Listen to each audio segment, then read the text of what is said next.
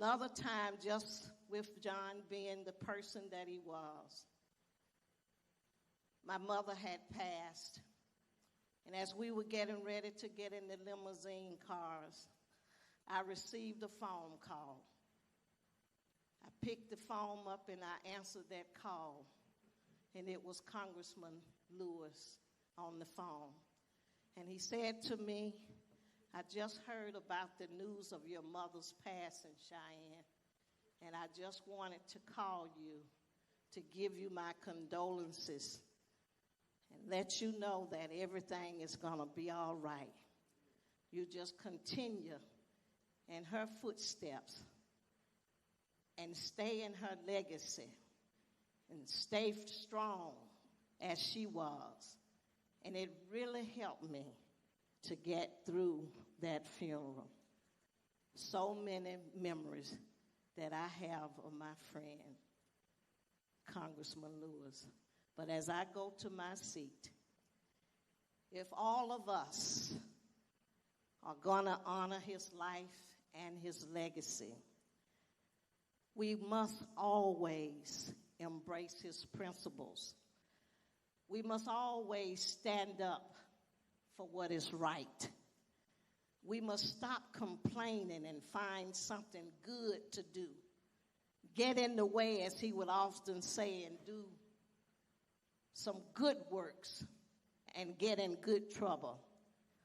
It's time for all of us, the young, the old, whatever age, whatever colors you may be.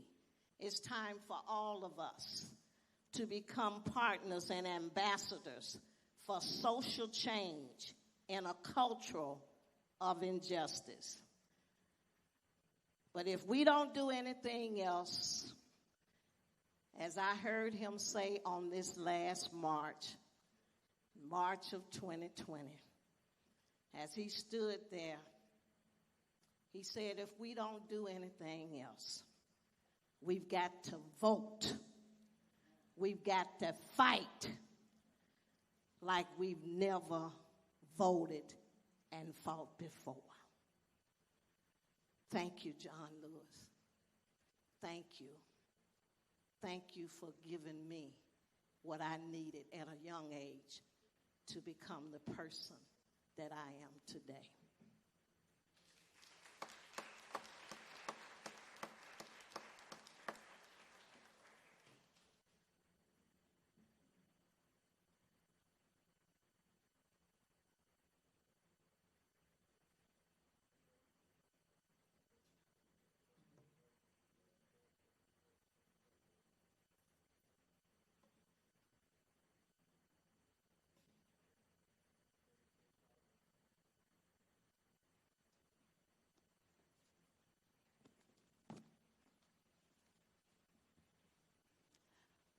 I'm here today because I'm my mother's daughter. And I'll tell you a little about that, but I want to say to the family and to all the dear friends I have in this room who have helped me make it to today, thank you. And thank you for the privilege and honor of letting me say a few words about John. The first time I marched across the Edmund Pettus Bridge was on the 40th anniversary of Bloody Sunday.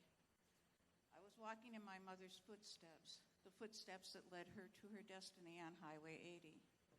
My mother was killed by the Ku Klux Klan for daring to help her disenfranchised brothers and sisters secure their constitutional right to vote. John led that march just as he did the one in 1965. But this march was different. John was surrounded by a group of elected officials that he had brought from the halls of our Capitol in Washington, D.C., to the history of the Voting Rights Act in Deep, Alabama.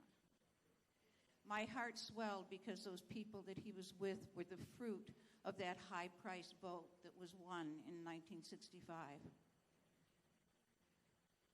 I was introduced to John on the steps of this very church, and he cupped my face in his hand, and he looked deep into my eyes. And he touched my very heart and soul. And without saying a word, he put his hand on his chest and walked away. I will forever remember those moments. They are indelible on my memory. Through the years, I got to know John, and he got to know me. I didn't know that John had touched my life long before that day on the steps. 2 years ago, someone kindly sent my family a video of my mother's funeral. We hadn't seen it. I hadn't seen anything relative to the funeral since the actual day that it happened. As I watched intensely the film, I saw sitting there in the congregation was John Lewis, a very young John Lewis. We were never introduced to him. I didn't know he was there. And in all that time that I saw John, every time I saw him, all the times that we talked, he never once had to say, you know, I was at your mother's funeral. And at first I thought, why? And then I thought, you know why, because that's who John is. John wasn't there for John. John was there for my mother and me and my family.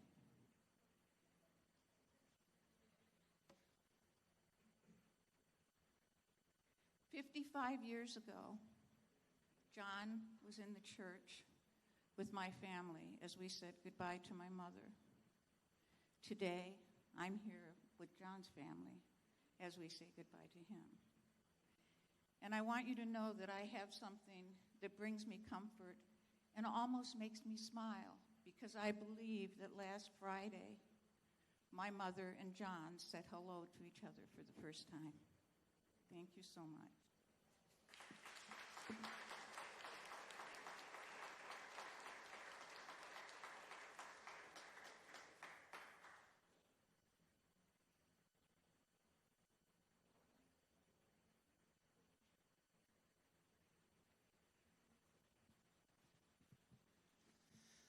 My name is Charles Malden. I was elected the student leader of the Dallas County Youth League, the student organization that basically left First Baptist Church early 1965 and began the first marches, the first organized marches. There had been marches before then, sporadic marches, and they had sort of a sporadic effect. But that was the real beginning of the mass movement as far as students were concerned. We turned out Hudson High School and many of the surrounding high schools, and we began the march, and we didn't stop, eventually to the passage of the 1965 Voting Rights Act. As a student leader, I got a chance to have many meetings. I remember meeting with Dr. King and John in this very building in the back rooms there, where the decision to march to Montgomery was made. CT and Andy and Hosea and Bevel and a lot of other people were there. One of the things that many people don't know is that I was close enough to John on Bloody Sunday. I was in the third line, but maybe number 5 or 6, depending on which way you're counting. And when Colonel Cloud basically told us that that was an illegal march and that we should disband and come back to our churches or go to our homes, I think CT said, well, give us some time to pray. We began to kneel down, and at that time we knelt down, the state troopers took their billy clubs like this and began to push us back. And that was a time that, and people have always said that John was basically attacked then. I was close enough to John to hear that crack. I'll never forget it. And I was sensitive about bringing it up with your family, but I think there are little things that I knew that I'd like to share with you. Although we knew that that was a tragic time, we were all soldiers. We were nonviolent soldiers. And we knew that John was down, but we were happy to find out that within a week or so, he was on the march to Montgomery. And that was the type of person John was. And I've heard another thing I want to share. John always, I've heard him say several times on TV that he's not sure how he got from the bridge to really back to this church. And I was close enough and knew about what type of resources we had to know that there were very few resources. So probably Ace Anderson's funeral home probably picked John up And for some reason, they brought him here. And when he got here, he was sitting up here. And Worth Long, who had been a medic in the military, had been sent to Selma early to scout Selma to see if Selma would actually be ready for some type of movement here. And Worth Long saw that John had a concussion and was afraid that he needed to have his legs lifted so that he would not get a blood clot. So he did that, but really upon closer looking at John, he and Willie C. Robertson was the first person probably to shed blood for the Selma movement down at Carter Drug Store. They came in, got John, took him out to the streets where the state troopers were, and they said, "We have a soldier down, and we request permission to take him to the hospital." And that is how John got from here to the hospital. And that is probably what saved John's life. But I hope I'm sharing something that you'll appreciate, but I was sensitive about doing this because I know that this is a time of great reflection. But at least I want to share that because many people don't know that. John went on from there, and we know the rest of that story. Thank you.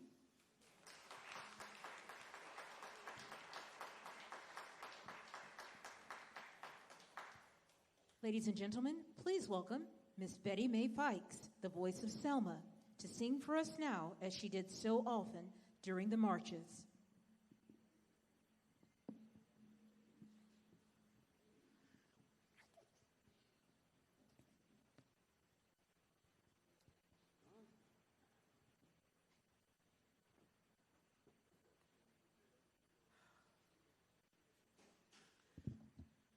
To the pastor,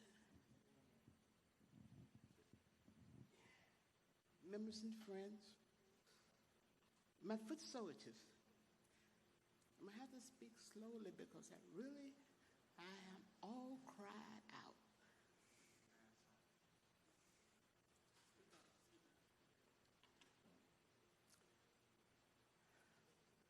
I met John Selma, Alabama at the age of 15.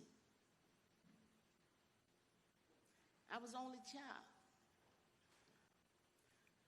Most all my friends don't know my story. But John took me in. John knew my story. The movement became my family and has been my family from the 60s to where I am now. John nonviolence connected to my violence because I was an angry child. Where's this God you telling me about? He took my mama and left me in the thrust of this. Only thing I had was friends. This is my last song and my last time for my brother. I've been in the storm so long. That's the song that I sung for John. I think it was about 10. I don't know how long it's been. But I hadn't sang a cappella since I left Selma. John was at First Baptist Church, and he sent someone for me. We were here for the Jubilee. And I came to First Baptist, didn't know he was with Faith and Politics. When I walked in, I didn't see a musician nor a choir, and I said, oh, I know I'm in trouble. Because John wants me to sing. I sat at the back of the church, and he kept begging for me, and I kept saying, it's all right. It's quite all right. My heart was about to pop out of my chest. I was just that afraid. I knew he was going to call me up to sing. And Lord, what am I going to do and what am I going to say? The song that I just hit then, when John finally called me up, I put a song together I didn't, Jesus did. because the song has been sung through years. I've been in the storm too long. As I walked from the back of the church to the front, to the mic, singing glory, hallelujah, since I laid my burden down, and I get to the mic, and God gave me, I've been in a storm. That song today has become Betty Mae's signature song. But for my brother today, I would like to say is, I'm going home to leave. Here will God.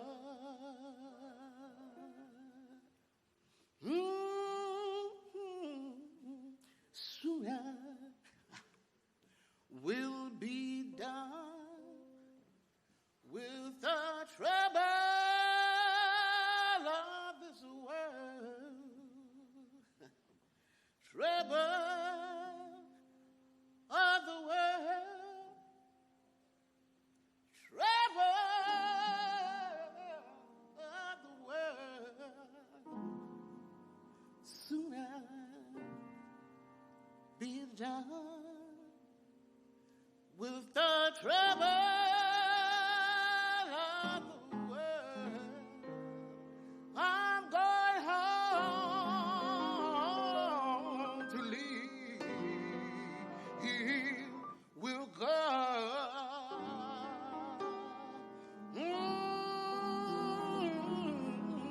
no more weeping and no more wailing, and no more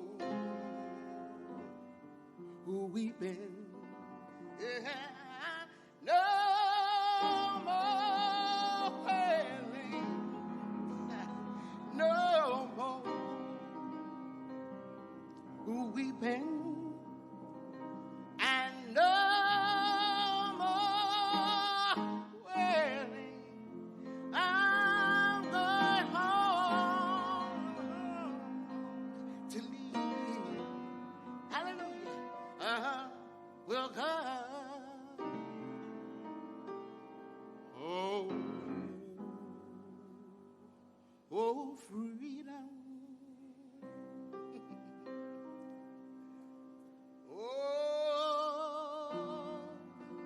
Oh, freedom. Oh, freedom. Over me, and before I be a slave, I'll be buried in my grave and go home to my Lord and be free. And to the family, I had said I would do the medley. This is for John. I am an old Baptist girl, country girl, where we lift our hands in praise. This is not a funeral. This is my brother's homecoming. So many times that I had to stand alone. As we walked together in March, holding hand in hand, I didn't know it would be my last time. But this I know. Precious Lord,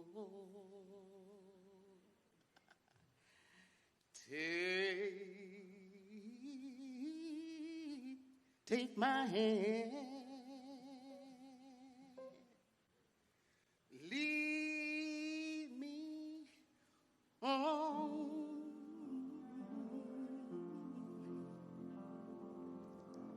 Let me stand. Come on, Jesus. I'm tired.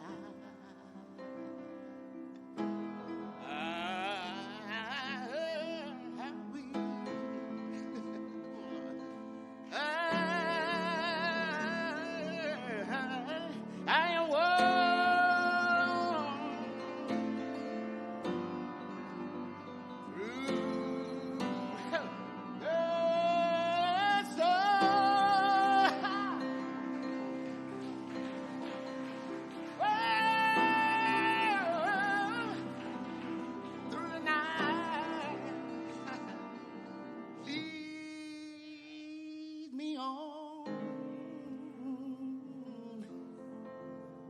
to the light.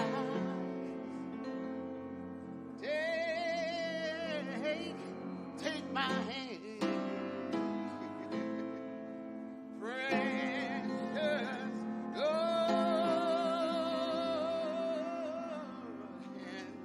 lead your child home.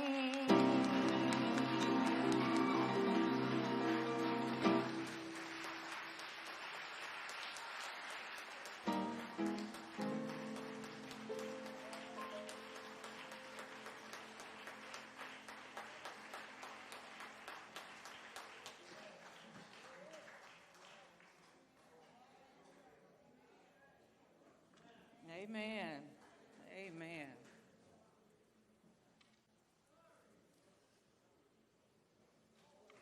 What do you say after that? Amen. Selma's own Congresswoman, Terry A. Sewell of the 7th Congressional District, grew up just a few miles away from the Edmund Pettus Bridge. Congressman Lewis's triumphs were an integral part of the pride she felt about her hometown. Tonight, we welcome her to the podium to share personal reflections of her mentor, colleague, and friend.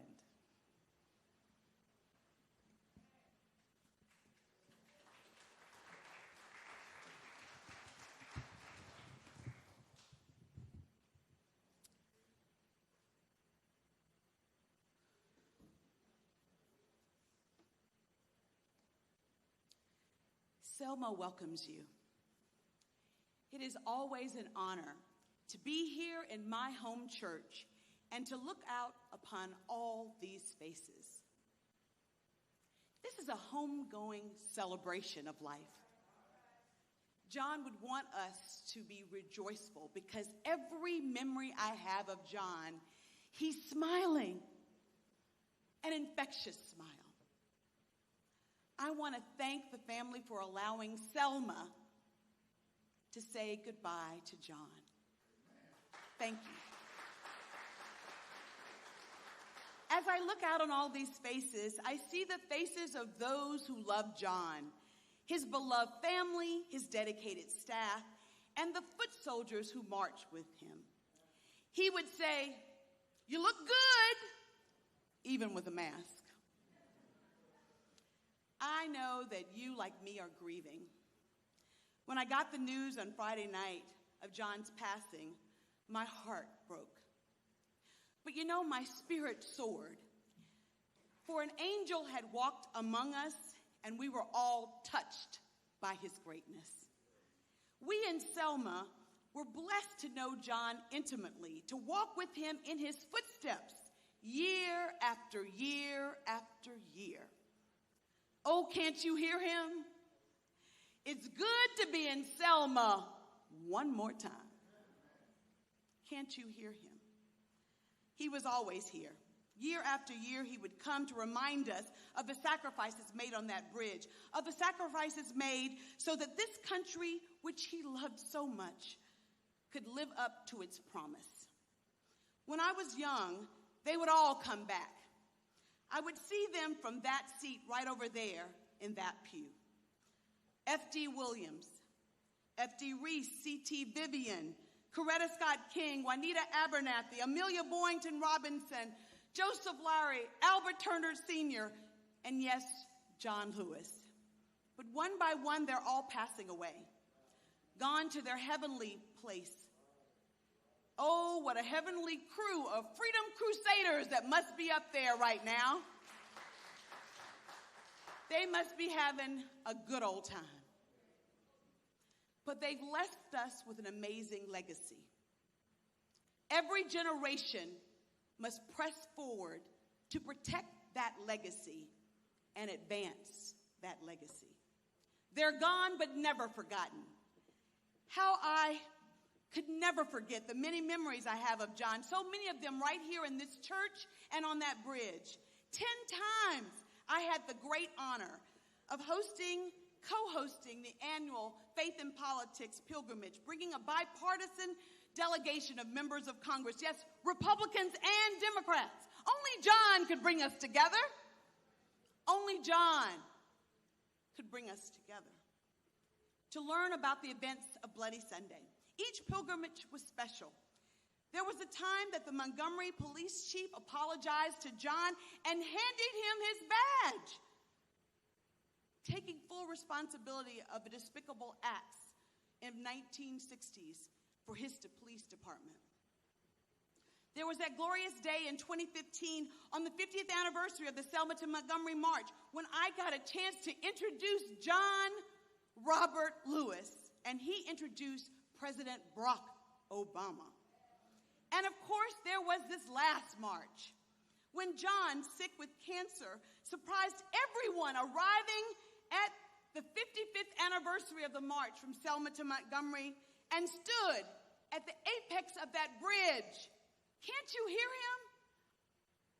We come to Selma one more time to inspire, to be reminded that we must do the work that justice and equality calls us to do. That was John. Always fighting for what he believed in, willing to risk his own life for the betterment of humanity. Growing up here in Selma, Alabama, the story of John Lewis was as familiar to me as any Bible story or family lore. John was a larger-than-life hero.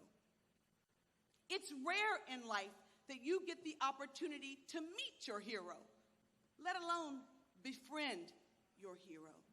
Never in my wildest dreams could I have imagined that one day I would become Alabama's first black congresswoman, and that I would have the great honor of not only calling John a colleague, a brother, but my friend. In Congress, John and I had a special bond bounded by our connections to Selma. John was a slice of home in Congress for me. I saw him and I saw all the people and the familiar sights and sounds of home. It made a difficult transition so much easier to know that John was there, and he was there from the start. He honored me with his presence at my swearing-in ceremony.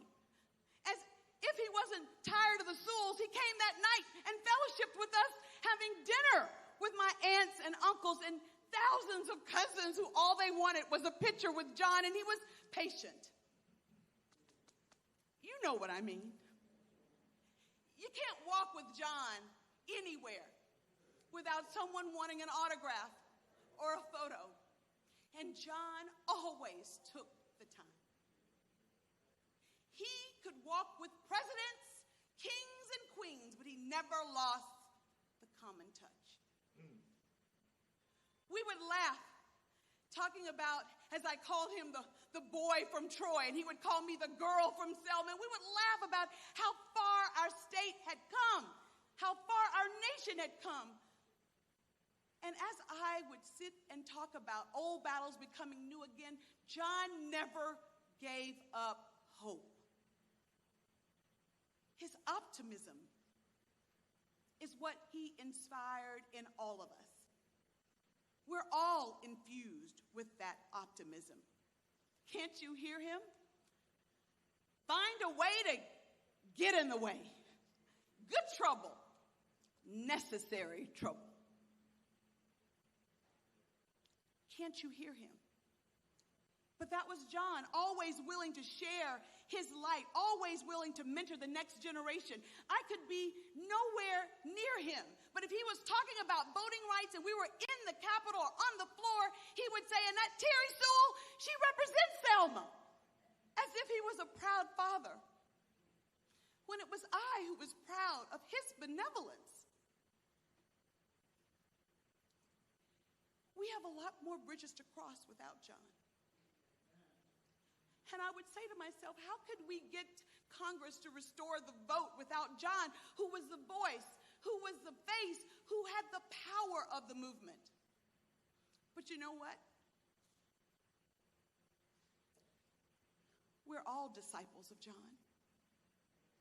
We carry his legacy. There are armies of people who know and love John Lewis. He gave us the roadmap. All we have to do is dare to follow it.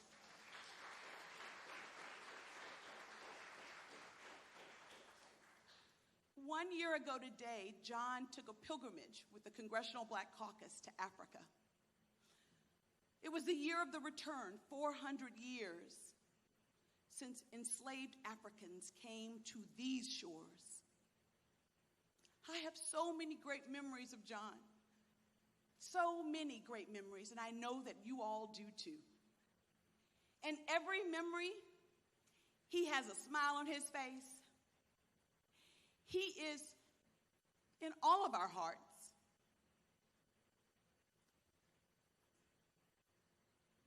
Let's not be sad. Let's rejoice. Let's rejoice because we all got to know John Robert Lewis and got to be influenced by him. There's no greater honor that you can pay John Lewis but by remembering to vote in every election, state, federal, local. There's no greater way that we can pay honor and tribute to this great man than to remember that we're part of his legacy. John was a beacon of hope, of love, of inspiration, and he could even do a little boogie. He was a man of all seasons, for all times, and he lives right here and right here in all of us. Can't you hear him? Never give up. Never give in. Keep your eyes on the prize. Keep the faith. Thank you, John Robert Lewis, my friend, my colleague, the foot soldier for justice. Thank you.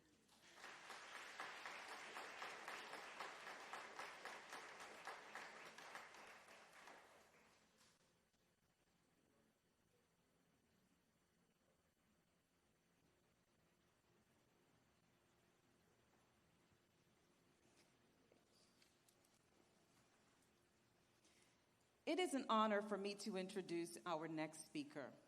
He knew Congressman Lewis from childhood. He was a longtime family friend and a connection to his father. Ladies and gentlemen, please welcome global human rights activist to share his reflections, Martin Luther King III.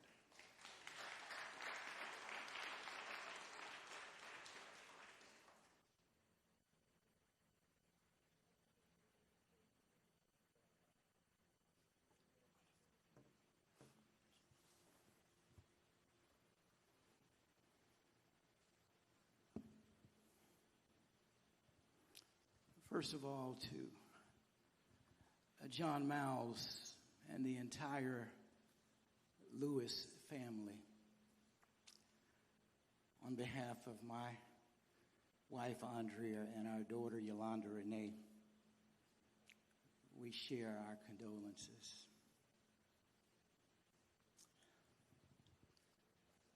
You know, the one thing that always I was so honored to be able to say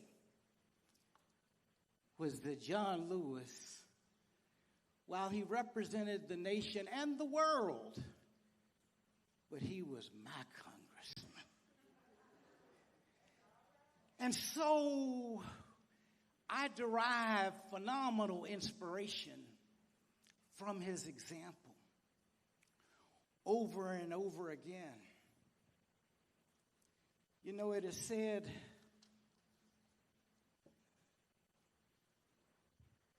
that it's ironic that in the time of the greatest loss, but it's also a sweet reunion. And as you think about that, it's already been alluded to. But can you imagine that reunion on last Friday? when he was welcomed by Martin Luther King Jr. and Coretta Scott King, when he was welcomed by Juanita and Ralph Abernathy and Hosea Williams and Amelia Boynton and Marie Foster, and the list goes on and on, that was standing there. So our great loss is a reunion on the other side. You know, I only want to say one or two things because so much is going to be said about Congressman Lewis. But when you think about it, maybe we ought to encourage Congress to change the name to the John Lewis Restoration Voting Rights Act. It needs to be restored. It has to be. Not that just people died. But you know, the congressman did so much in a short period of time to some degree. Because, you know, in our time, we're talking about a number of years, but it really was just a few good men and women who were out there, the foot soldiers. Dad used to call them the ground crew. The ground crew was doing things that you didn't always see. But if it wasn't for them, there wouldn't have been any victories. And so we have great victories today because of men and women in this city who gave us the right to vote. You know, this is the year of the 150th observance of the 15th Amendment, which supposed to was to give black folk the right to vote. Black men, that is.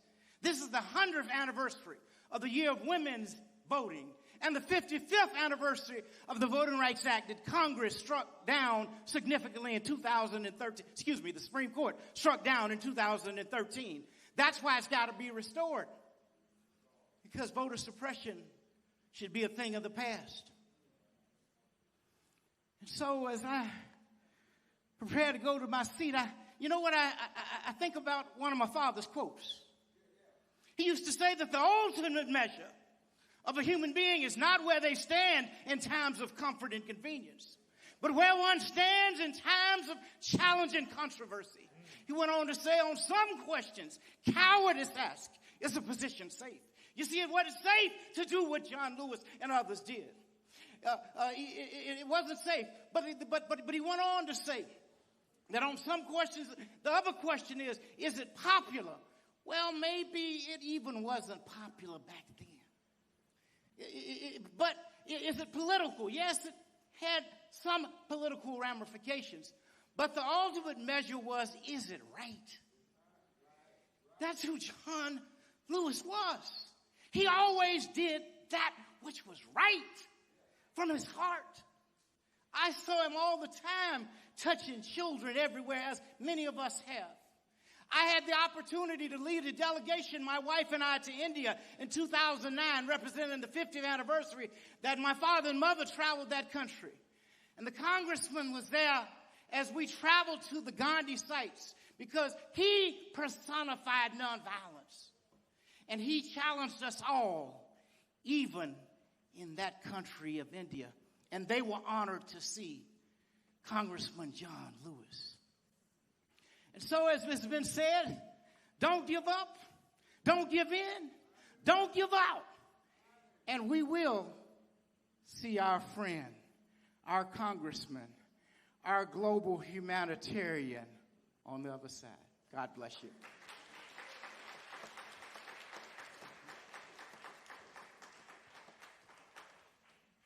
Please welcome national recording artist Reuben Studdard.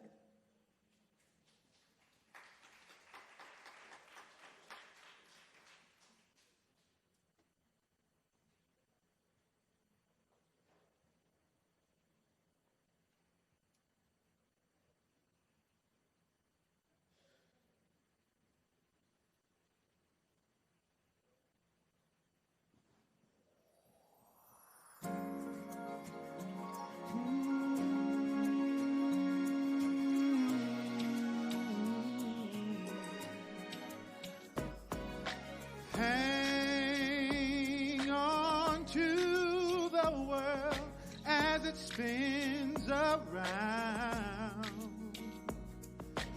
Just don't let the spin get you down. Things are moving fast. Hold on tight and you will last.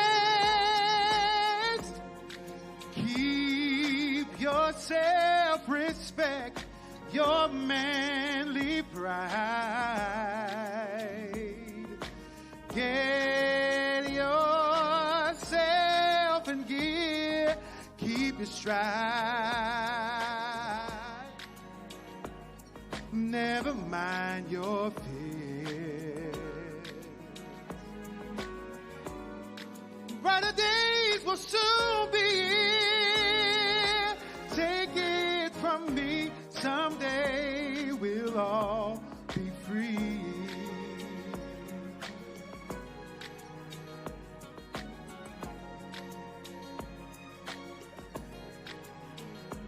Keep on walking tall. Hold your head up high. Lay your dreams right up to the sky. Sing your great song.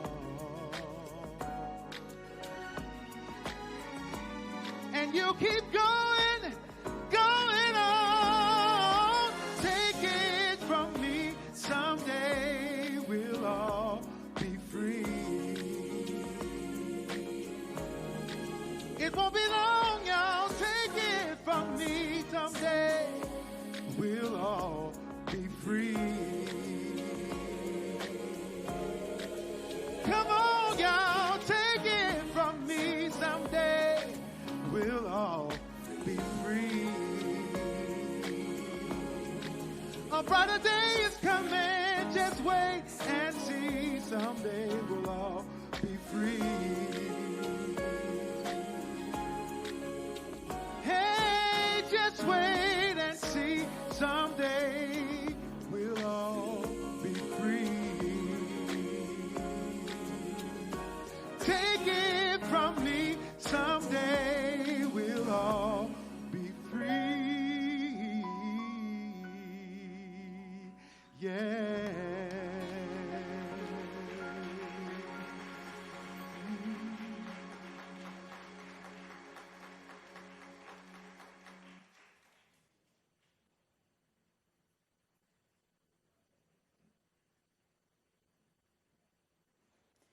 As we conclude tonight, we want to once again express our deepest condolences to the Lewis family.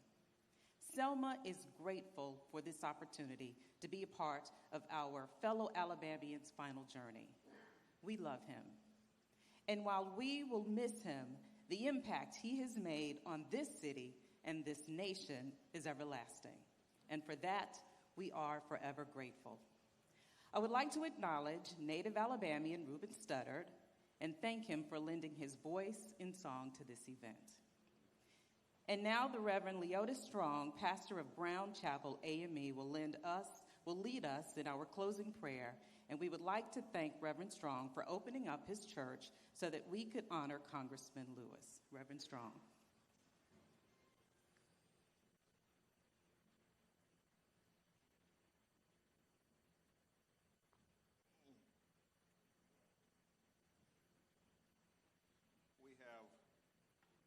Remembered and complimented Congressman Lewis for getting in good trouble. I'm going to get into a little good trouble myself as we lead to the prayer. This family has been through a lot. You all have had a long day. And you have shared your brother, your loved one with us, which put you through a whole lot more travel. I just want this group. You are special, and I just want you to just stand and thank this family, if you would, for putting themselves, and it's just like the spirit of your brother, to tell you the truth. Thank you. Thank you. Thank you. Thank you. Thank you. Thank you so much. This is the first service that has been in this church since the third Sunday in March. That's 4 months. We've had members of our own congregation who have gone on to glory, and families requested to come inside, and we didn't allow members of our own congregation to have an in-person, in-house service. Bishop C. Wright, in addition to his other responsibilities, is the chairperson of the Health Commission of the AME, the whole worldwide AME church. And he has told me no. And then here he is sitting up here today himself. The chairperson of the Health Commission.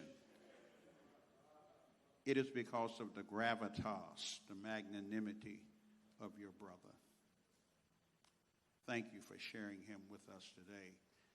Congresswoman has represented you all well. She has been at the point of breaking. She's so calm and under control now, but she has been at the point of breaking down almost, well, in tears as she has talked in making the plans. She should have a seat out there with you in the family. She has represented you so well, and we are grateful. Now, Abraham Lincoln, at a turbulent period in the history of this country, I'm not going to hold you. I'm going to get into good trouble.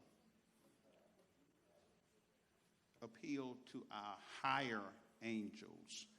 Congresswoman called your brother an angel. Henry Grant Lewis, Rosa May, and Ethel May, and Samuel, you all talked about how your mother told him to stay out of trouble, stay out of the way. He got into good trouble. Let me close in the prayer by anchoring the prayer in a scripture. John, the 5th chapter, the 2nd verse, in a portion that you will only find in the King James, the original King James translation. There is at Selma, there is at Jerusalem, by the sheep market, by the project, not by the projects, it's by the sheep market, a pool which is called in the Hebrew tongue Bethesda, having 5 porches.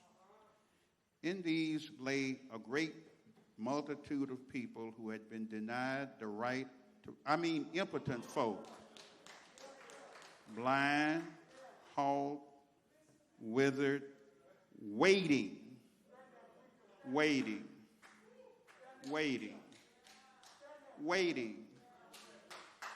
for the moving of the water. For an angel, for John Lewis, went down at a certain season into the pool and troubled, stirred up some good trouble in the water. Whoever then first, after the troubling of the water, stepped in, was made whole of whatsoever disease she and he had. Step in the water. Step in the water. Step in the water. Step in the water. The angel has troubled the water.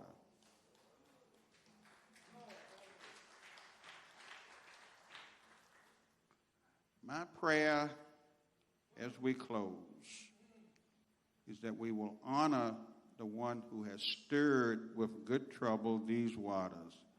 We will get up off of our you-know-whats and stop making our alibis and our excuses for what we know we ought to be doing. And he talked about putting feet on our prayers. What are you waiting? Step in the water. God bless you. The closing prayer.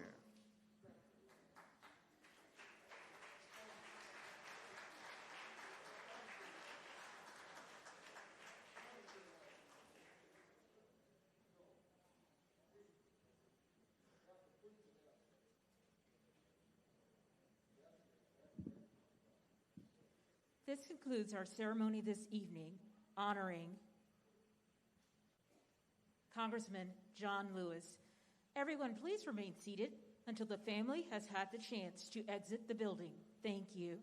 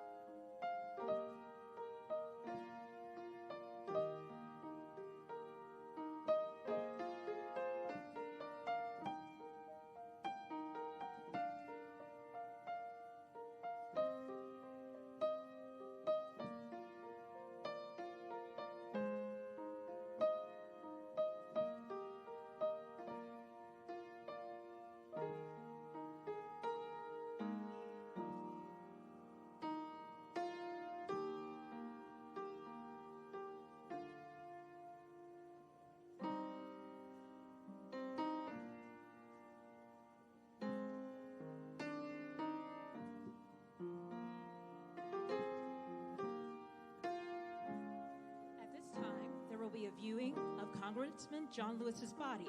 Please, no pictures. Please, no pictures. And please practice social distancing. Thank you.